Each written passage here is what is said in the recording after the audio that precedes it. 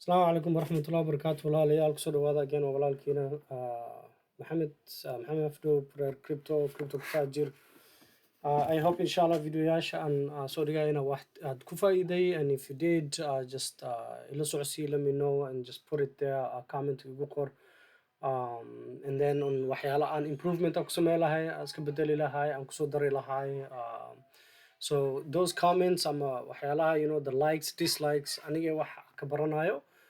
It benefits me, adigana sida at the same time it benefits adiga, and also kuwa videoyaasha kale ay u gaari lahaayeen, and eventually other walaalaheen kale ay ku faa'iidi lahaayeen. I hope you get to share it, like it, distribute it dadka kale u qeybi, so that at least we can become a community inshallah. So at least waxaan kala barano aan kala faa'iidano. meeshaaneta maanta waxaan isoo dhigay this one right now hadda fiirinayo aan rabo inaan la qaybsado wax yaris waxaa waaye render. I'm not talking about fundamental keys waxa ka dhisan wuxuu yahay, it's just barely purely looking at the chart itself.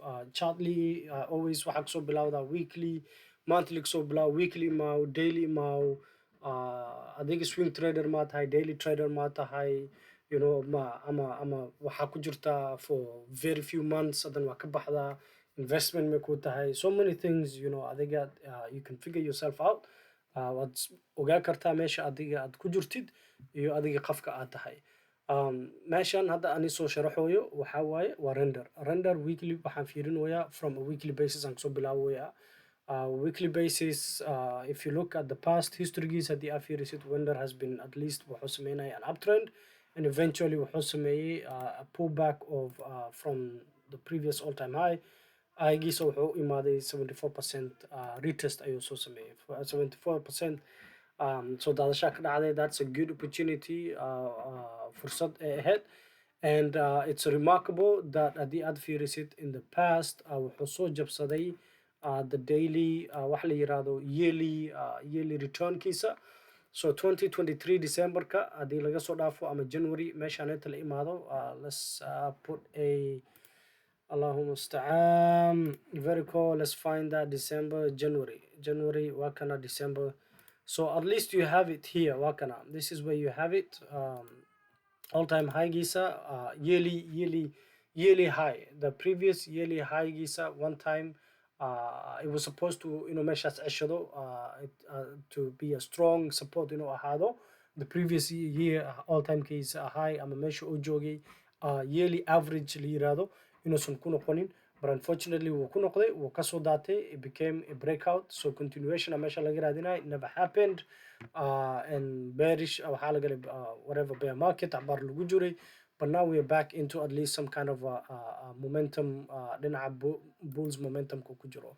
So if you go to that weekly basis after it, and you have some kind of waxaa la yiraahdo kasoo hadlay rectangular pattern, and haddii aad fiirisid on daily scale si fiican aad u arkaysaa, which happened, wuxuu u noqday a good reversal. This is how you can see balkaneto, how Allahumma musta'an, rectangular patterns si fiican they play out really well, and when they play out really well the percentage return code is very high. And that's now you can go back. waxaa dhihi karnaa meeshan what I'm looking at right now is this place. meeshan aan focus gareynayaa. I'm not looking at meeshan wixii ka dambeeyo, focus ma saarayo. So all I'm looking at right now is previous resistance, couple resistance. It's always basic, always fundamental. waxaa ku noqotaa basic aada ku noqo support resistance kaada ka soco. Look for chart patterns. maxaad ka aragtaa distribution maa ka socdo, accumulation maa ka socdo, ama waxaa ka socdo a continuation. So at least meeshaneeto you can see how wuxuu soo sameeyey retest 2 times. The previous times musoo dhawaanin, but now you have at the resistance ka wuxuu u imaaday retest oo wuxuu sameeyey almost 3 mar ayuu meeshaaseeto ku sameeyey. The fourth one, kii afraad, wuxuu ku noqday a breakout. So but if you look at the breakout, it was a very slow breakout uu ku noqday. ma ka helin waxyaalaha a very strong breakout. Breakout-ka markuu sameynayo, there was a huge candle oo imaanayay oo inta uu ku jabsaday, right there uu ku jabsaday, but it did not continue. continuation waa waxa ka raadinaysid, confirmation waa waxa ka raadinaysid. Sometimes waad heli kartaa, sometimes ma heli kartid. Continuation haddii aad ka helin a good breakout and then a good continuation oo kugu soo noqonayo, sometimes fursadaas ma taalo, and you don't have to take you don't have to take it. Inaad gashid maahan aa qaadatid aa ku degdid aa dhahdo oh waa kana wuu jabsaday continuation fiican ma leh, you don't see that confirmation ma helin, there's no need of going there. Ma loo baahna tradekaas inaad gelid. Those are the things waxyaalaha emotionkaada controlayo, psychologicada controlayo, strategigaada ku soconaysid, dhaqan aad ku soconaysid, one ama a couple ways adiga aad ku samaysid trade aad ku samaysid ayaad kala soconaysaa. waxaa lahaanaysaa discipline aa lahaanaysaa. It's very important sabarkaaseeto aad badinaysid iyo discipline, self discipline aa lahaanaysid. Now I mean, so you have this breakout. Let's say it was a small breakout, good confirmation maahan, waad gashay. Eventually you do want to put a stop loss. So stop loss risk management kaaseeto aad sameynaysid adigay kugu taalaa 1 to 3, 2 to 1, 1 to 4, whatever risk management aad qaadanaysid adigay kugu taalaa. But always when people meeshaan to breakout kan entry lagu sameeyo, the stop loss is to enter below the support, because this is now becoming waxa la yiraahdo maxay dhahaan polarity opposite. waxa polarity waxa waaye opposite isku soo noqdaan. Wherever there was a support, inta wuxuu u ahay one time wuxuu u ahay support u ahay, and this one was a resistance that we know, and other time wuxuu u noqday a good support. So this is a polarity. Right now we know meeshaaneeto anaka waxaa ujeednaa inuu support oo noqday. So it's a good, I mean, good way, right? Breakout ka dhacday and then it became a support. So at the moment this is bahalkaneeto is acting as a good support. And if you were to take this trade at the price range, I'm just looking at a percentage wise you take that and you just put it up here, meesho ka jabsa doono. And then you're targeting a price of $10, 10.5. If even objectively, it doesn't have to necessarily hal maal meeshaas uu ku tago. You can see that ku qaatay a lot of days, maalmo badan inuu ku qaatay. It didn't even take hal maalin gudaheeda kuma qaadanin. waxaaneeto wuxuu soo socday ilaa pricekaas uu ku gaaro 23 days. Long waxaa ku jirtaa ama buy waxaa samaysay for the last 23 days ayaa ku haasay. waa u sabartay, price targetkaada wuu ku gaaray, take 1 take 2 ma ka hadlooyo, price target waad ka baxday at least 80% 70% waa qaadatay. And then you still holding and letting the wave ride itself. Wavekii uu ku ride gareeyay, I mean this if price kan haddii aad ku gali lahayd at that time would definitely profit fiican maanta waa ku juri lahayd. So what usually happens, there is wax la yiraahdo take 1 you take 2. معناها waxaa waaye when a rectangular chart price kiisa oo jabsado, it usually bahalkaneeto it sees a good momentum but it does never come back. maku soo noqdo suuqa. So jabsado inta ka jabsado, it doesn't do a pullback ma sameeyo. Pullback yariisoo sameeya wuu iska sii socdaa. So that is a take 1, that the price goes to another all-time high or another price exploration ayuu sameeyaa wuu ka sii socdaa. But other times sidoo hadda camal uu sameynaya, which is a take 2, right? It goes to its previous waxa la yiraahdo targetkiisoo sameeya, and then it does another pullback and then it continues from there. That's midkaaseeto camal, it's a really healthy one compared to haddii aad isku fiirinaysid kan jaalaha iyo purple-kaneeto. This one is a straight on. ma jirto soo noqosho, ma jirto retest on the previous bahalkaneeto supportkiisa ma u soo noqonayo, wuu ka socdaa inta ma ku soo noqonayo, right? It just continues. This is what it does. Intuu imaado waa ka sii soconaya. That is a good breakout. That's a really high waxa la yiraahdo affirmation of bahalkaneeto in la aaminsan yahay uu sii socon doono. And also like the price action kiisa, and when you compare to its volume, that you could see that it's actually confirmed oo yahay that the price continues. wuxuu noqday very slow grind oo noqday, tartiib uu u socday. You did not get ma helin that really huge candlestick oo si fiican u jabsadan, then confirmation, oh, daily breakout waa sii socday. It did a daily breakout and it closed above it. Maraa jirto inta wax yariis, it went right above wax yariis wuu soo noqday. But eventually, as the price continued, volume continued, I think you have some too good confirmation, and you're like, you know what? I mean, this is how rectangle uu yahay chart pattern. Aniga waan qaadanaya, and you took that. Today you would have been in a good profit. However, it's never too late. You know, let's say ma kamid ahayn kuwaaseeto at that time oo ka qayb qaadanin, and now price intuu gaaray waa soo noqday. It came back and it pulled back right here. Right here, meeshaan haddartan ka hadlayno oo ku fadhiya.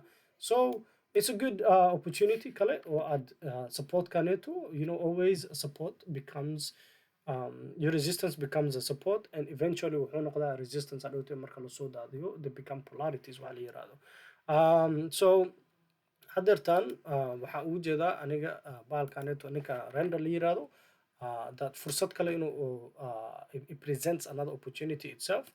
And you can see that, you know, on a daily wise there was a good channel kaneeto. It continued, made higher high, and eventually was so jabsaday was so noqday. So when BTC does at least balkaneeto rangigan uu ku jiro, or at least ama balka dominance ka wax yariis oo hoos imaado, render it's a good opportunity and fursad fiican aan ugu jeedo aniga naftirkeyga, oo aan trade aan ka qaadanayo at the moment right now. I mean, there's no need of even thinking about this.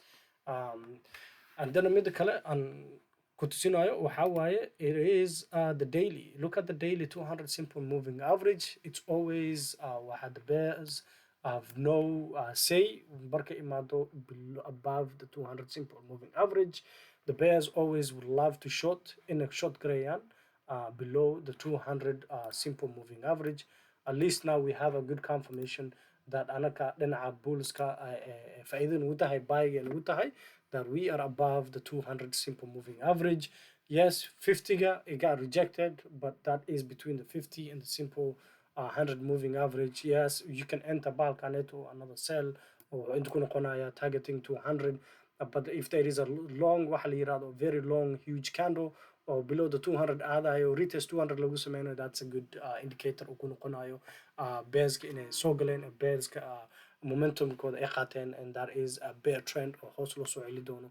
And that would be a good opportunity to actually go back inaad dhahdid my target wuxuu noqon doonaa the yearly average, which is about $5. That is markuu bahalkaneeto bearish isku bedelo. So far right now, all the indicators all the chart patterns aad fiirsanaysid, it actually shows you bahalkaneeto the bullska have the upper hand. Bullska ayaa meeshaneeto xoog ku haysto, and you are supporting the bulls and bias minusa, and this is an opportunity as leedahay arawa anigan ina ka mid qaadato.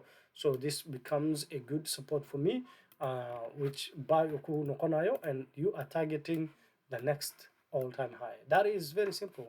Let's just delete this thing. Can I delete Greno so that we can see Mesha Seto? You know, it's a good target.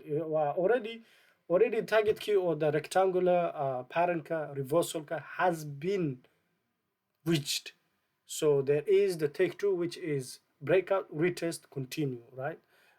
So continuation kaseto ayakusugosa, and you know eventually bahal kaneto render kaneto that it will eventually go touch so test gareeto its previous all-time high. Meeshaneeto wuxuu kusoo sameeyay double tap uu kasoo noqday on a weekly basis hadii fiirisid.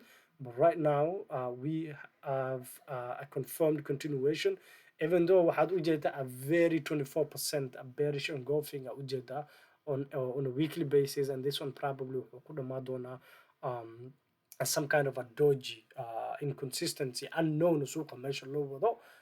But you do have a support, you have a confirmed support. Waxaa haysataa 200 simple moving average. Waxaa haysataa also, I think it's a golden cross. Yeah. When you have bahalka la yiraahdo the 50 moving average crosses the 200 simple moving average, and the 50 moving average is going up, waxaa la yiraahdaa golden cross. Ku noqono golden cross kana Investopedia golden cross iyo waxaa aadaysaa death cross. One of the rules waxaa waaye a downtrend that eventually ends as the selling depletes, and the second stage where the shorter moving average crosses up through the longer moving average, which anaka ono yahay fiirineno Allahumma ista'an. Waxa this is the quicker moving average and this is the 200 simple moving average. wuxuu qaadanaya labada boqol beri lasoo dhaafay averagekooda ku keenaya, and this is just the 250 moving average, the last recent 50 days average keys or so can go gareeye, and that's what it's showing you that this is waxay dhahaan golden cross right here, and that golden cross tells you at least you have some kind of bullish momentum. The only concern wuxuu noqonayaa, oh okay, bahalkaneeto, it's actually going down, but you just wait for it. 200 waxay u dhaheen the last 200 days it's a slow moving average. It's not like 50 amal maahan, which is a lot quicker.